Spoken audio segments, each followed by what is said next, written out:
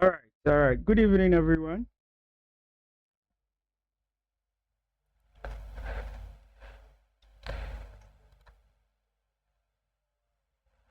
Hello. Can you hear me?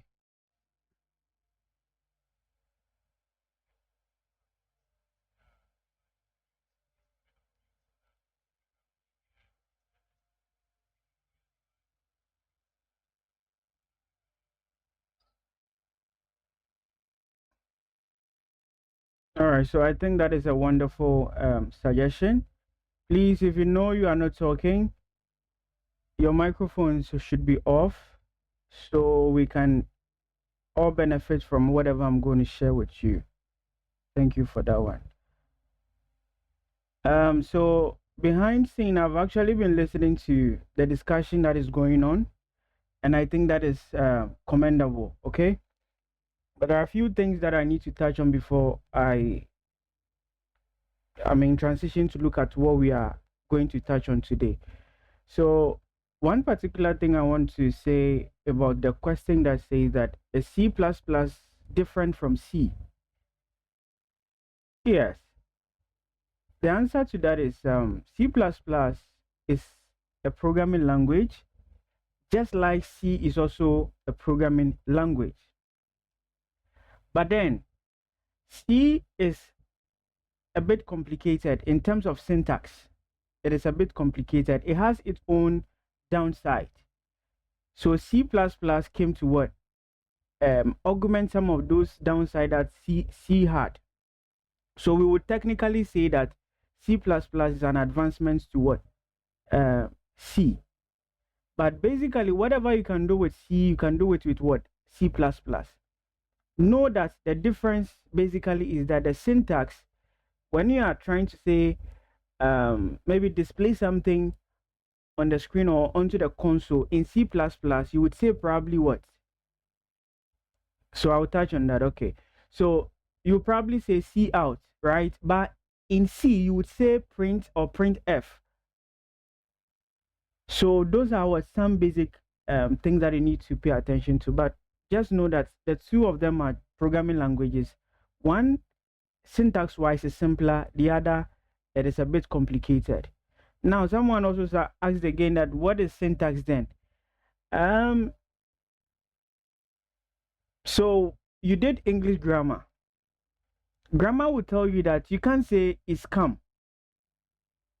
All right. Grammar will say that you can't say is come. You should have a full sentence that say maybe Kofi is coming. So when you say Kofi come, it is what? A bit weird according to the grammar rules. But when you say Kofi is coming, that makes a lot of sense and it satisfies the rules of what? Grammar. In the same vein, when you come to programming, syntax is similar to what I just described. Are we good? The one who asked the question, are you okay? You can just raise your hand and great. So that is what a bit of explanation to the few discussions that you had. Okay, great, great, great, great. Um, it is very important that we start from the very basic things, then we climb slowly to touch on the most complex, or let's say a bit difficult in that order, right? So what I'm going to do is I'm going to pose a simple question. If you know, okay, someone is asking if you can mute your camera. Probably wants to show his chest to us. Probably. Solomon Boyka or something, right? Solomon, please, your colleagues are saying they don't want to see your chest, okay?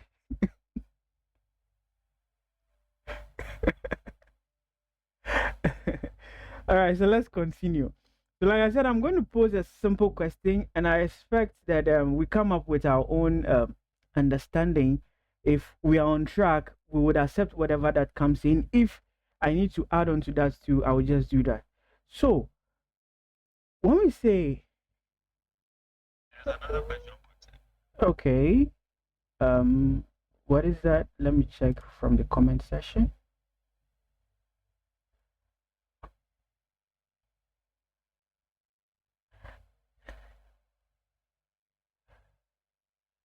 Okay, so the person is saying that. Yeah, so basically grammar for coding. Yes, Kennedy, that is true. It is totally true. Can you touch on the syntax again? Okay. All right. So I was saying that syntax, okay, when it says syntax, the basic way I can explain it before I relate it to programming for you to understand is to use English language or any other language at all that we speak. Now, I am speaking English. You understand me because I'm actually putting in place, or I'm considering what? Grammar rules. When I say grammar, it is basically what English language says that you should follow to be able to write correct English or speak correct English. That is grammar. And it applies to technically any language. If it is tree, you have to, compose your statements very well for it to make meaning to the other person who is listening to you or who is reading whatever that you've what communicated. And that we say that is what the step-by-step procedures that you follow to make sure that the words that you are putting together would make sense to the other person is what we call syntax. And in English language, you say grammar. So grammar was rules. And I cited an example that in English, when you say that coffee boy, it doesn't make sense. Coffee boy, how? What are you trying to say? It doesn't make sense. But when you say Kofi is a boy, it now makes sense. Oh, you are trying to say that Kofi is what? A male, a boy. It makes sense. But when you say Kofi boy, that is an incomplete statement. That is an incomplete what? Sentence. And the English grammar rule will say that that sentence is incomplete or is incorrect. Have you understood it from that perspective before I now transition it to coding or programming? Okay. Now, with that understanding, when you come to computer programming, we are saying that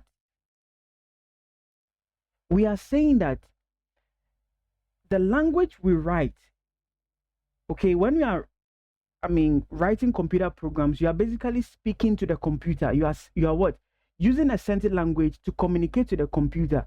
So in the same vein that we had syntax for English language, when it comes to computer programming language too, there are certain rules that you need to follow, and that we say that is called what? Syntax, the syntax of the language. You need to follow the syntax of the language in order to be able to write a meaningful program for the computer to understand. Basically, make sense? Okay, great. So I think Kennedy, okay, so Kelvin Tete, you are the one who said if I can touch on that again. I believe you are okay now. Great. So having that cleared, let's go back to our main deal. So I'm asking a simple question that what is a computer? What is a computer? A simple question. A computer, what is it?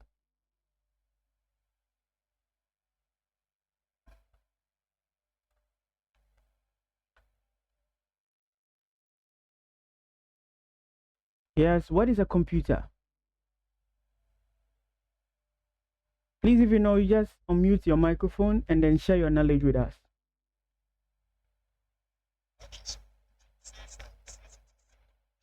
Mm-hmm.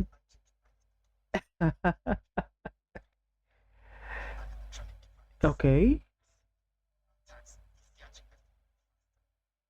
So it is simple. In simple terms, you are saying that it is an electronic device that helps to make work easier and faster. Is that what you said? Okay, thank you for that one. We'll touch on it later. Any other submission?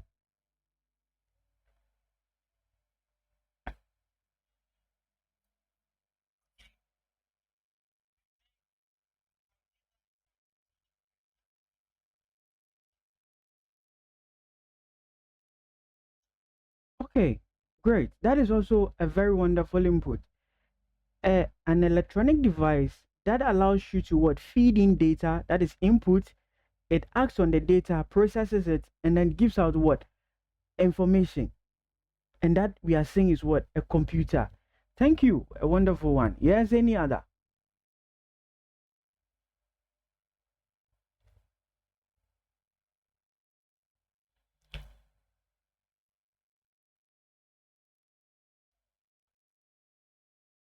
Any other? Or we should work with a two? Should we work with a two?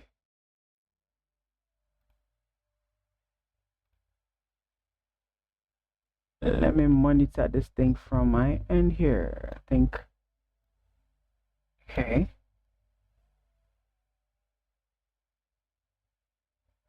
All right. So the first person said that it is basically an electronic device that helps you to what um, process information or help you work the easier way and then a much faster way. That is what he said a computer is. The second person also said that it is basically an electronic device that allows you to feed in data. The data is processed and then gives out what an information, and all those submissions are actually what's correct. They are wonderful submissions. So it is very important that you really understand what you just said. If we are all subscribing to what our brothers just submitted, we need to really understand those key elements that were highlighted. For instance, it is an electronic device. One, two, it allows you to what? Feed in data. Three, processes data. And then four, it what? Output data. And then sometimes you would also want to add store data, storage, the storage aspect of what? Computers. Very, very important that you understand this key element. Now, when we say something is an electronic device, what does it mean? You need to understand it. When we say something is an input device, what does it mean? You need to understand it. It is an output device. You need to what? Be able to explain that. You need to be able to what? Really comprehend that. It is an what? A storage device. What does it mean for us to say computer is a storage device? You need to understand all these things. And if you're able to do that, it is going to help you a lot in your software or coding journey. It is really going to help you in your computer programming journey. Because if you don't understand all those basic elements, or let's say whatever that you are trying to even write the instructions for, whatever device you are trying to speak a language to, you don't understand what it is, what is the purpose of it, how then do you go ahead to write instructions for it? How do you do that? It is basically impossible. Fine, you might find your way to be writing instructions for it, but what happens is, because you don't really understand the makeup of a computer, you are not really going to be able to appreciate computer programming. At the point you feel like probably it is difficult, it is so undoable, like whatnot, right? But trust you me that if you're able to understand these basic things, they are which is going to help you know that, okay, this computer programming that I'm writing, this computer software that I'm building, okay, I'm going to receive user input. How should the program be able to what handle those user input? If let's say 1,000 people are using the software and they are inputting data at the same time, is it going to be able to handle it? Will it crash? Will it be able to stand the pressure and all those? Because you understand how computer processes the information, you'll be able to write what we call efficient programs or efficient what softwares, because you understand this rudimentary what element. You understand this what basic element.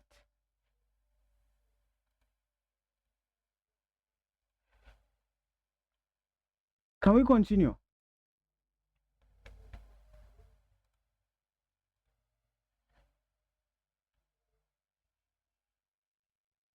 Have I made sense? Have I communicated?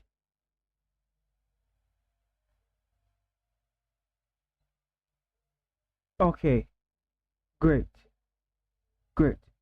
Let's continue. Now we've understood.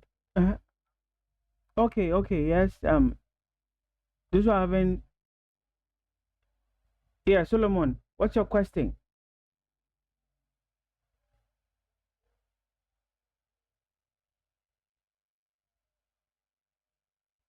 If you don't want to talk, you can type the question in the comment section. Okay. If it is a question, you can type it. If it is just that you want to.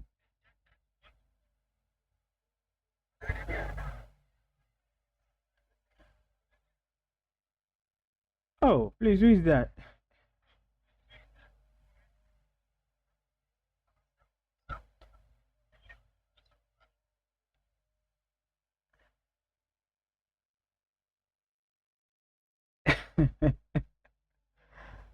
Eh, okay.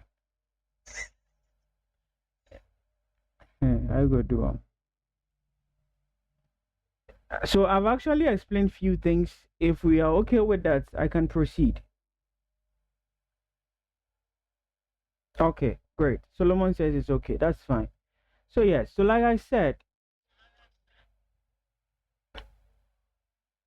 when we say electronic device, these are what? Basically any device that uses what? Electricity. It is a computer. I mean, any device that uses what? Electricity is actually what? A computer. Any device that uses what? Electricity. That device is regarded as what? A computer.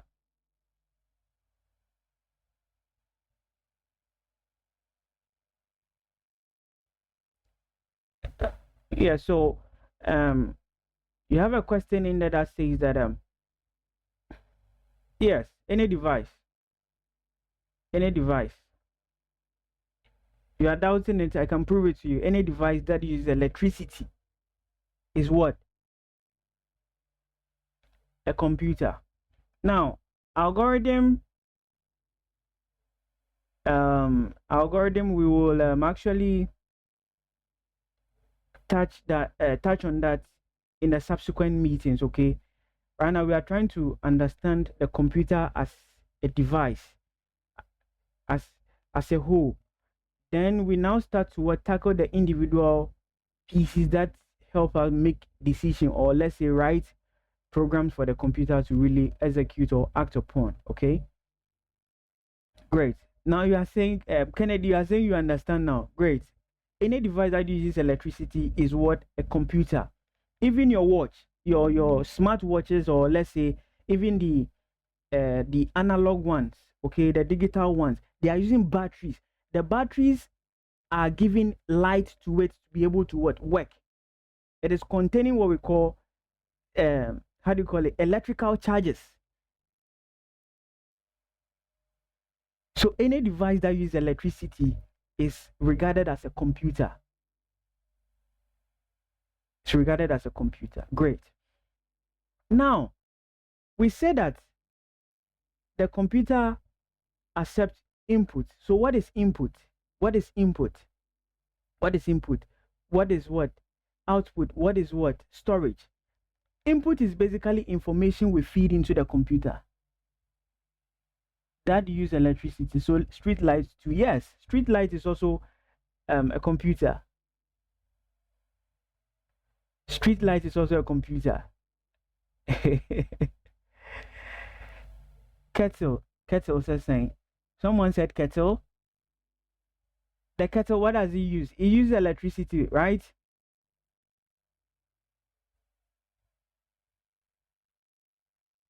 The kettle uses electricity, right? Yes. So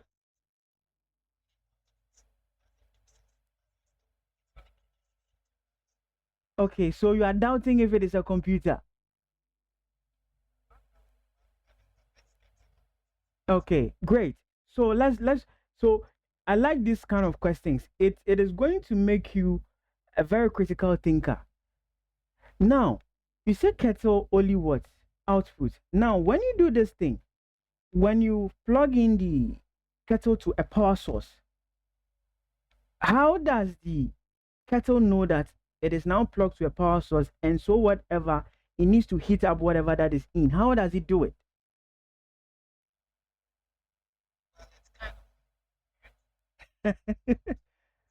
Uh, okay, so you don't think that there is an input element in that process? You think there is nothing like that?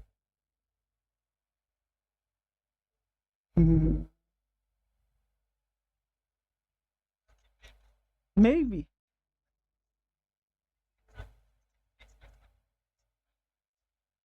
Whoa, whoa, whoa, whoa, whoa, whoa. Okay, okay, that's fine. I'm not accepting that entirely. We would come back to that.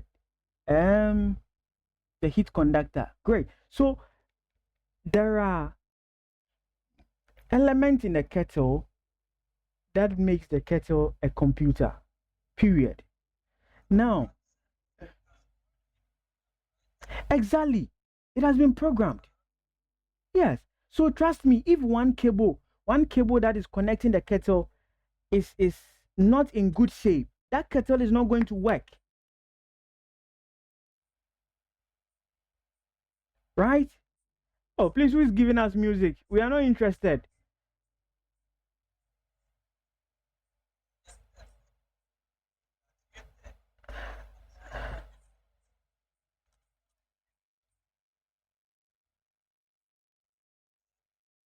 Yes.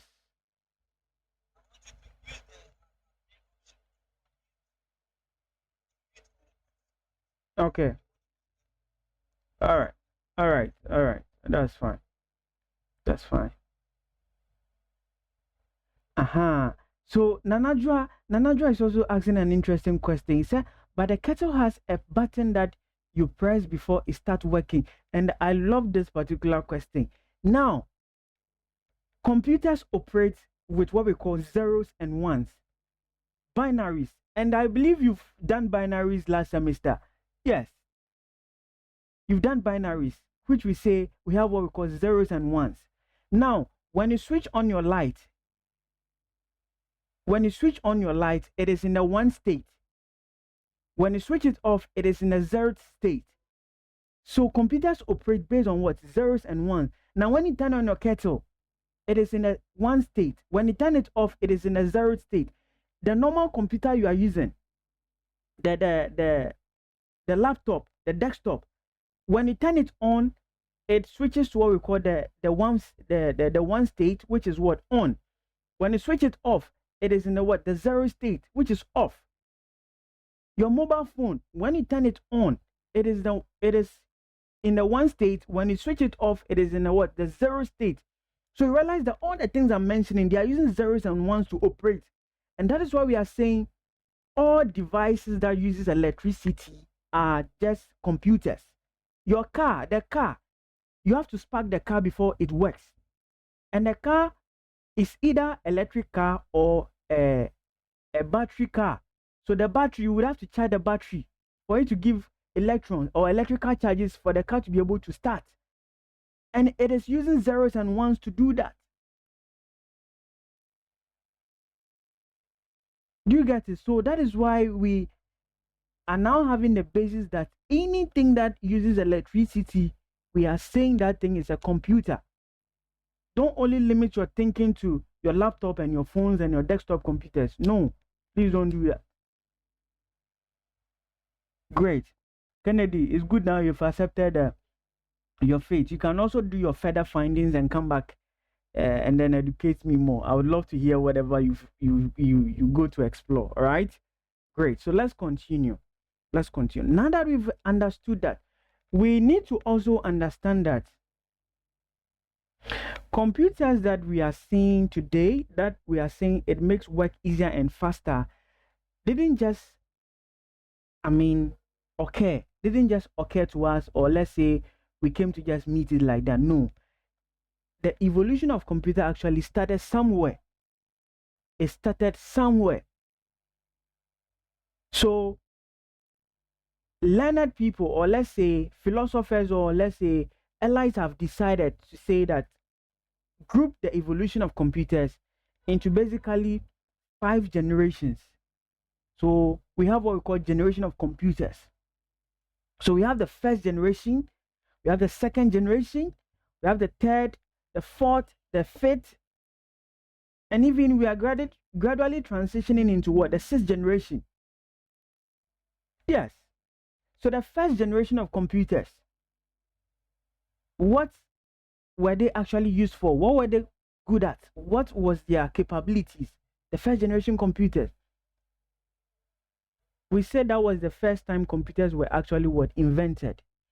So for you to be able to write instructions for those computers, you use basically zeros and ones. So if you want to type hello, you have to, do the calculation. How many zeros you need, how many ones you need to be able to get that hello displayed. So always, when I read about these things, I salute those like those who were programming in the first generation. I salute them. It is crazy for you to be using zeros and ones to write instructions for the computer. It is crazy. If you look at the things we are doing today, and we are able to tell you that those were the things they were using numbers to do at that time, could see that they were going through hell. Yes. So first generation computers, they used what? Binaries. They used machine language to be able to what? Process instructions. Now we moved away from first generation to what we call the second generation of computers. So what would it be, the sixth generation? What would the sixth generation use to operate? We are getting there right now. Have you know about AI already, right? Have you heard of this laptop, Copilot plus PC? Do you know Copilot plus PC?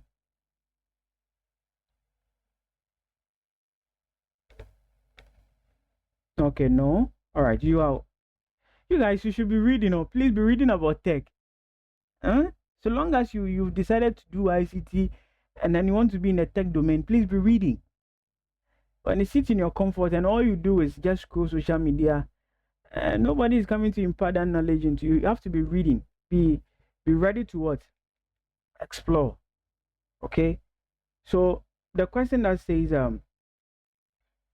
you've been following Elon Musk. Great. You've been following Elon